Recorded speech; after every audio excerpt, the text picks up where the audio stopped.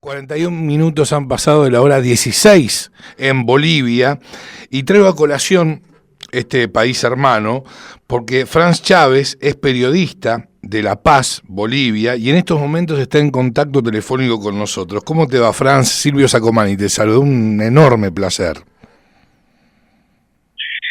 Apreciado Silvio, amables oyentes, un gusto saludarlos y estamos a disposición para este espacio de la cocina de las noticias, porque aquí hay un menú que realmente tiene unos ingredientes muy fuertes. Sí, ya lo creo, Franz, ya lo creo.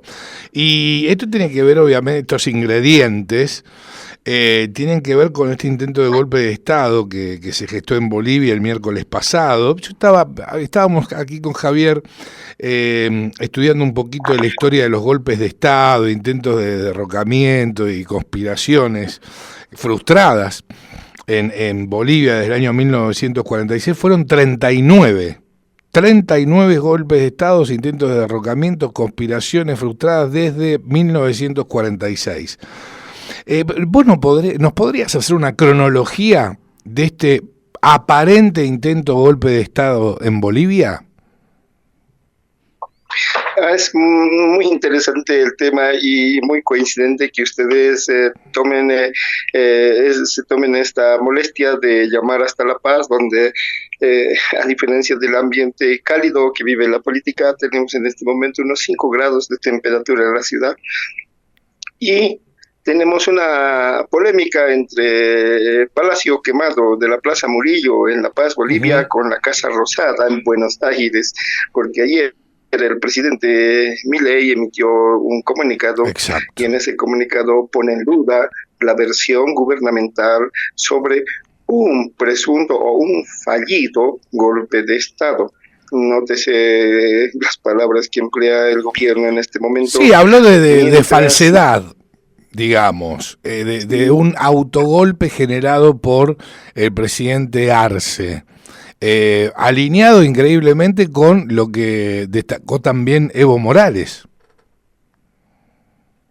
Es evidente, entonces, Evo Morales, para nuestros oyentes y quienes están siguiendo este programa, ha sido presidente entre 2006 y el 10 de noviembre de 2019, cuando decidió salir del país, renunciar, y posteriormente también se instaló en Bolivia otra versión de que hubo un golpe de Estado.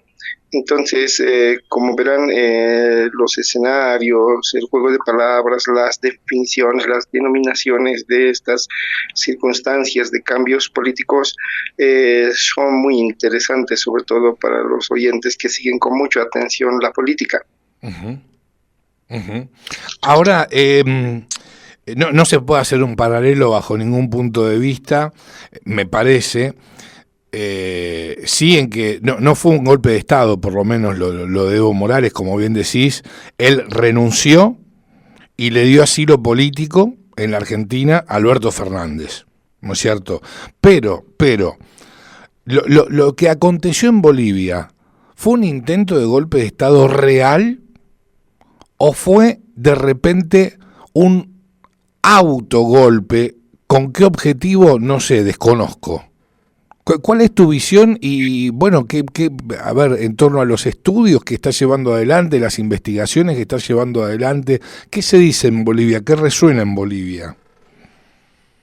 Bueno, como te describía, el gobierno ha instalado su propia versión, un fallido golpe de Estado. Evo Morales, el jefe del movimiento al socialismo y expresidente del partido que está gobernando este país desde 2020, tiene sus dudas. La oposición, desde luego que también tiene muchísimas dudas, tiene muchas preguntas, ha pedido una investigación independiente desde las esferas de la Asamblea Legislativa, que es el Congreso Nacional, y así la población está analizando aún, y yo soy parte de esos ciudadanos que siguen observando el acontecimiento de estos eventos. El gobierno ha dispuesto desde luego una investigación. La Fiscalía General en este momento está liderizando una investigación que ya tiene 21 personas detenidas, un civil entre ellos. Desde luego que los cargos iniciales son sedición y una violencia que institucional. también están cuestionadas, claro, en la constitución política del Estado, ¿no? Entonces, así está avanzando hasta este momento. Me imagino que este proceso tomará muchos meses. El gobierno ha anunciado que aún todavía busca a una decena de personas implicadas en este hecho.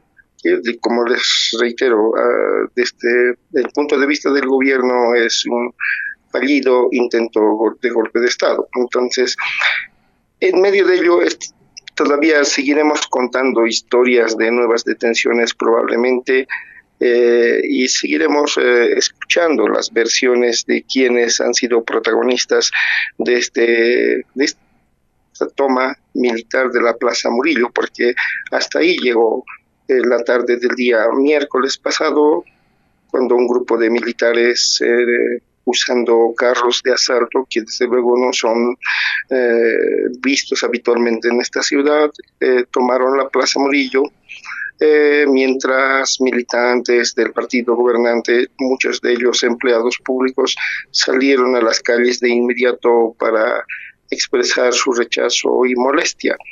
Entonces eso motivó también a que el presidente resolviera cambiar a los 3 comandantes de las principales fuerzas, y el nuevo comandante del ejército ordenó al general rebelde Juan José Zúñiga que retirara las tanquetas y los soldados de la Plaza Murillo, y eso se cumplió de inmediato, ¿no? Uh-huh. Franz, ¿cómo estás? Javier Manzano te saluda. ¿Qué tal? Un gusto saludarte. Igualmente. Franz, vos como periodista, ¿cómo describirías el gobierno de Luis Arce? Esta pregunta va aparejada a decir, bueno, si es un gobierno que necesitaba justamente por ahí llamar la atención, por eso creó este golpe de Estado, supuesto golpe de Estado, bueno, eso se verá después en la justicia, pero vos ves que es un gobierno por ahí que necesitaba una inyección de amistad del resto, no tanto de la población como del resto del mundo, de América por lo menos. Sí, es una buena consulta la tuya, y eso puede responderse con datos muy precisos para describir lo que está sucediendo en Bolivia en este momento. Han pasado 39 años, hay que subrayar este dato, 39 años desde el momento en que Bolivia lo consiguió y retomó la conducción de su economía, porque en 1985 el país estaba en una situación de desastre económico. Entonces han pasado 39 años en que el dólar ha comenzado el dólar oficial, la cotización que fija el Banco Central de Bolivia, y la cotización del mercado paralelo, quiere decir en las calles, en las casas de cambio y entre la gente que opera con esta moneda, ha empezado a distanciarse. La cotización oficial hoy día se mantiene en 6 bolivianos con 96 centavos, pero en las calles la unidad de la moneda norteamericana supera los 10 bolivianos con 50 centavos. Imaginarás que esta situación ha causado alarma, molestia entre la gente que siente que su dinero se está perdiendo valor. Ese es uno de los temas, y derivado de ello hay que citar que unos sectores muy influyentes acá del transporte pesado, me refiero a camioneros que transportan mercadería entre uno y otro departamento, y también el transporte internacional, ha expresado profunda molestia y ha realizado algunos paros y bloqueos de carreteras, precisamente porque el precio del dólar se ha incrementado y con ello han subido los precios de los repuestos, porque en Bolivia no se producen los repuestos y hay que importarlos.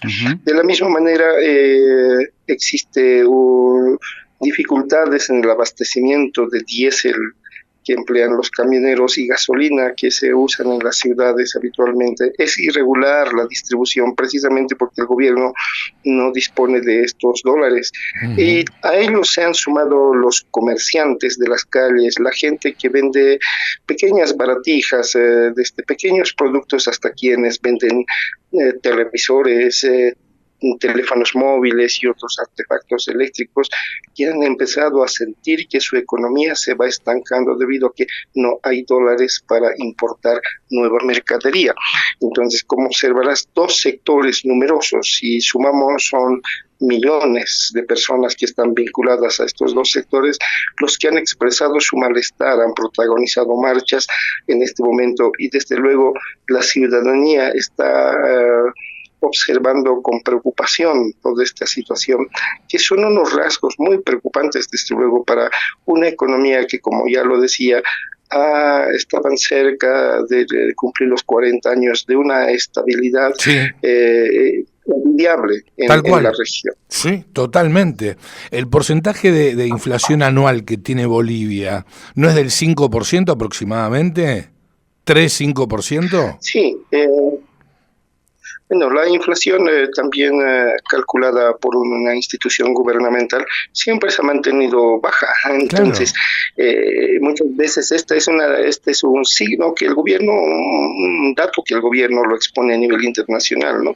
Pero la gente ha empezado a sentir mucha preocupación hace no más de un mes, cuando empezó a escasear el tomate, un producto fundamental para la preparación de varios alimentos aquí en la comida típica de Bolivia, y sobre todo para preparar una deliciosa llajua, que es una combinación de tomate, locoto y otros productos que hacen parte de los platillos que sobre todo caracterizan a la zona occidental. Entonces nadie iba a imaginar que la escasez de tomate y su incremento súbito generaría una gran preocupación en el país. Entonces, desde luego que todo ello se ha vinculado a la falta de recursos para incrementar la producción de manera simultánea también. Muchos tomates salieron de contrabando a la Argentina porque allá hay demanda de tomates. Entonces, como observarás, hay varios elementos que no están mostrando normalidad, y eso es y yo iba a ir a ese punto. Dado el panorama que vos planteás en torno a la economía, dólar, el aumento de los precios, bueno, fundamentalmente del tomate, la disconformidad de la gente. Y si querés hago un paralelo con la pregunta que te hizo Javier. Digo, ¿no es descabellado entonces que Arce haya llevado adelante, o por lo menos haya intentado, ¿sí?, un autogolpe para desviar el foco de atención de las problemáticas que hoy tiene Bolivia? No es descabellado pensarlo, ¿no es cierto?